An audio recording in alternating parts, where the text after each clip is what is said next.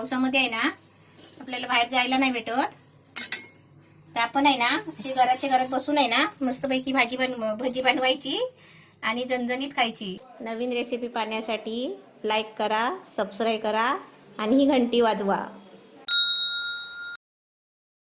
नमस्ते। आता पाऊस सुरू झालेला आहे आणि अर्धा पाऊस संपायला पण आलाय।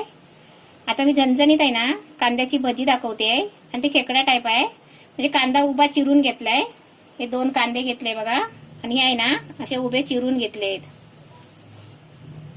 मोठे 2 कांदे घेतले। त्यासाठी आहे ना 1 वाटी बेसन घेतलाय, 3 चमचे तांदळाचं पीठ घेतलंय, हे कढीपत्त्याची पानं घेतले 4-5 बारीक कापून घेतले, थोडीशी कोथिंबीर घेतली आहे, हे मिरची मसाला आहे 1 चमचा, अर्धा चमचा हळद आहे, चवीपुरतं मीठ घ्यायचं आहे, हे ओवा आहे अर्धा चमचा, अर्धा चमचा जिरं आहे आणि अद्रकची पावडर आहे आणि लसूणची पावडर आहे, हे पण मी अर्धा चमचा घेतलेला आहे। आता मी हे सर्व मिश्रण आहे ना एकत्र करून तुम्हाला दाखवते।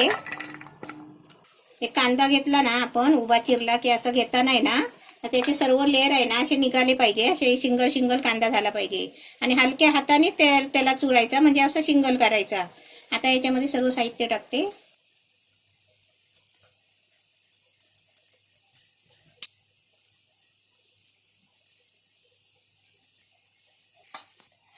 हे सर्व साहित्य टाकून आहे ना पण 5 मिनिटं ठेवायचं आहे, त्याच्यानंतर आपल्याला याच्यामध्ये पीठ टाकायचं आहे। 5 मिनिटं झाली, सर्व कांद्यामध्ये सर्व साहित्य मिक्स करून ठेवला होता आणि तेल पण ठेवलंय गरम करायला, म्हणजे तेल आहे ना चांगलं त्याला गरम पाहिजे, कडकडीत तापायला पाहिजे तेल। आणि त्याच्यासाठी आता मी कांद्यामध्ये आहे ना हे तांदळाचं पीठ टाकते। हे तांदळाचं पीठ टाकलं तर त्याच्यामध्ये आहे ना बेसन टाकते, बेसन आहे ना जास्त नाही आपल्याला टाकायचं आहे, थोडा बेसन टाकायचं आहे, म्हणजे कांद्याच्या वर नाही टाकायचं आहे, म्हणजे थोडा कांदा आहे ना दिसायला पाहिजे बाहेर, आणि आपल्याला लागलं ना तर आपण परत टाकू शकतो।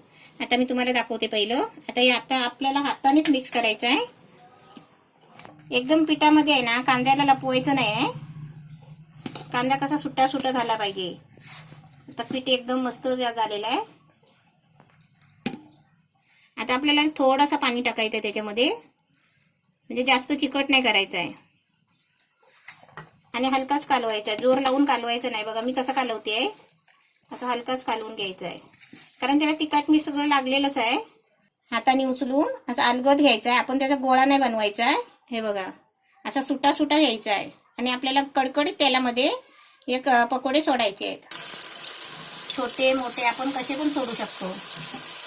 आपण भजी तेलात सोडली ना की आपण लगेच नाही फिरवायची, कारण ते आहे ना कडक व्हायला पाहिजे।